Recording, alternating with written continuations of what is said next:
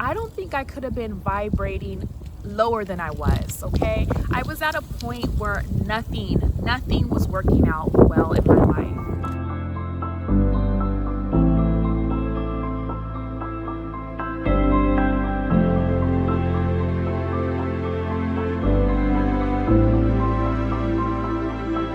Hi friends, welcome to another video on Nisha Knows Best. Welcome back. Thank you so much for joining my channel. Today we're going to talk about self-love habits that have completely changed my life. Before I started these self-love habits, I was in an endless cycle of things not working out for me. I would have something come up that would be amazing, and then by the time I tried it out or it actually manifested, it ended up being a disaster.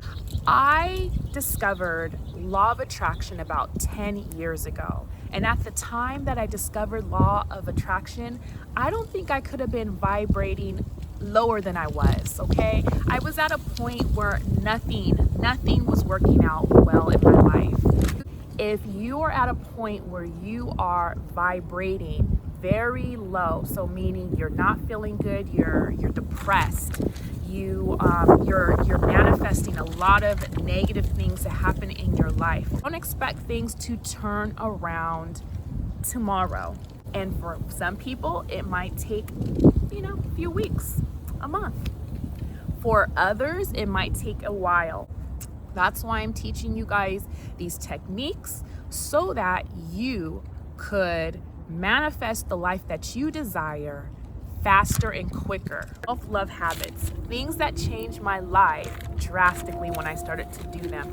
Number one, okay, being okay in my own company and with being alone. When I learned that I am my own best friend, when I learned that, that's when things started to drastically change in my life.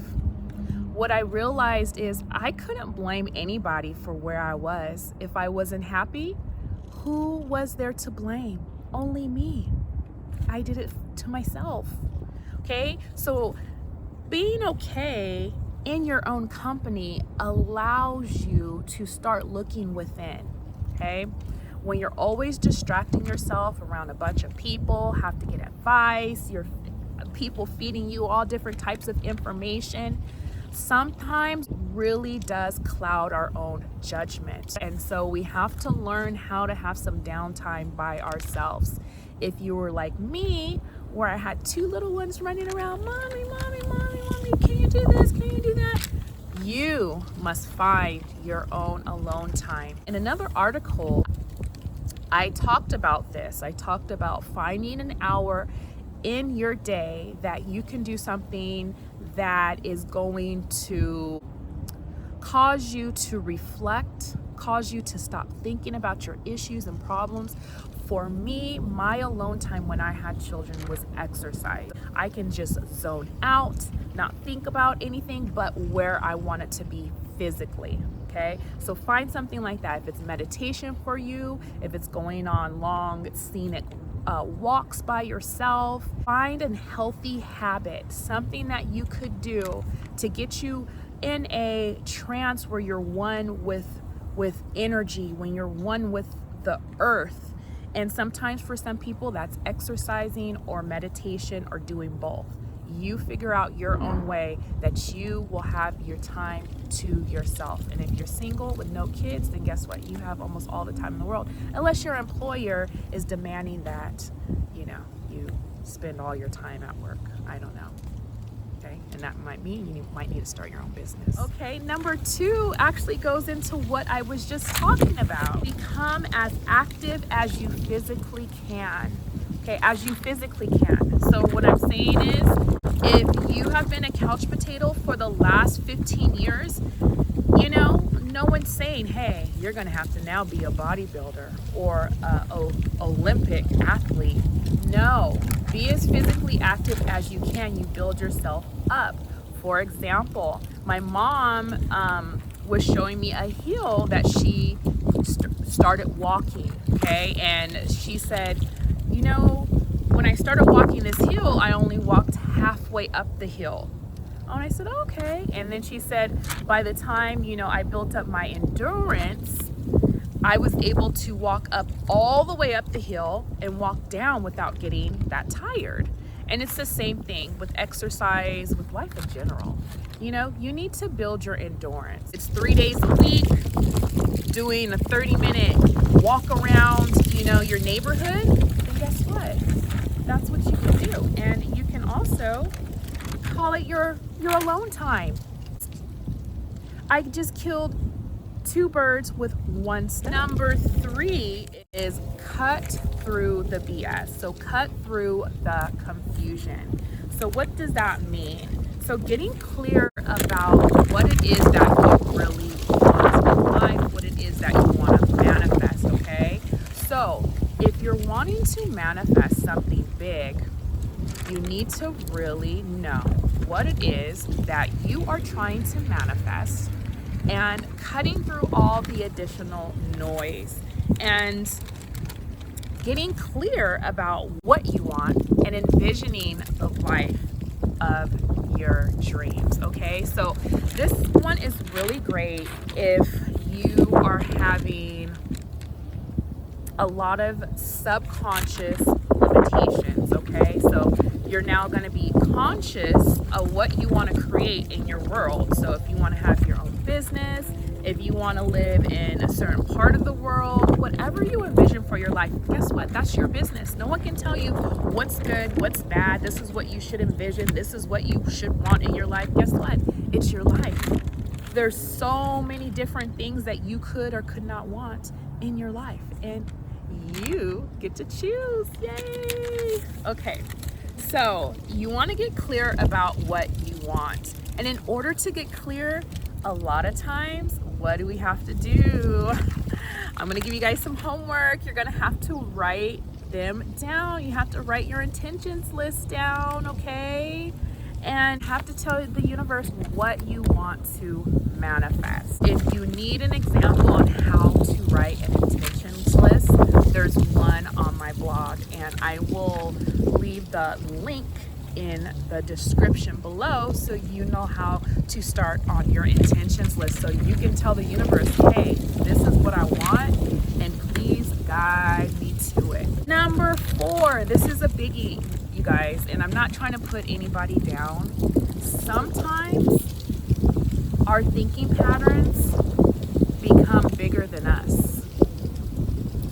And what I mean about that is sometimes we're so stuck in certain habits, or sometimes the negative habits become so ingrained in our lives that they start destroying things that we start, destroying our lives, destroying our motivation. Sometimes that becomes bigger than us, and no one can pull us out unless we get assistance from a professional. So gauge where you are, okay? Be at a point in life where you're just rock bottom and you need someone with stronger energy to help pull you out, to hold your hand and help you. Okay, some of us need that. I'm not putting anyone down who needs that. Okay? That was one of my things that I needed. Okay, I was at a point where the advice that other people were giving me, it wasn't good advice, and not only that, they never experienced it, so they wouldn't be able to help me, or if they did experience it, maybe they didn't handle it the right way, and I was looking at them and looking at their life and saying, hey, I don't want your advice, okay? So I went to seek counseling and therapy and support groups, okay? Those are all ways where you have people to help you, uplift you, put you into a different perspective, get your thinking a little bit different. And if you need to do that, if you recognize that about yourself, that means you're a strong person, because strong people need help too. Seek professional assistance if you feel like it's at that point where it's necessary. We are at number 5, my loves. Focus on the present and the future. The only thing that we don't want to focus on, it's the past. We're trying to manifest a better life. we do have to focus on the future, because the present is okay. We're grateful that we have what is in our presence, okay? But we also have to focus on where we're going, okay? The only thing we're not going to focus on is the past. All right, so focus on your present, be grateful. One of the things about focusing on our present is feeling of gratitude, feeling that, hey, I feel better today than I did yesterday. And if I'm not feeling good today, guess I recognize that. And I can do different things to change the way I feel, okay? And once again, then you go to your first self-love habit, and that might mean to cultivate your own vibration, your own energy, go on a nature walk, something like that.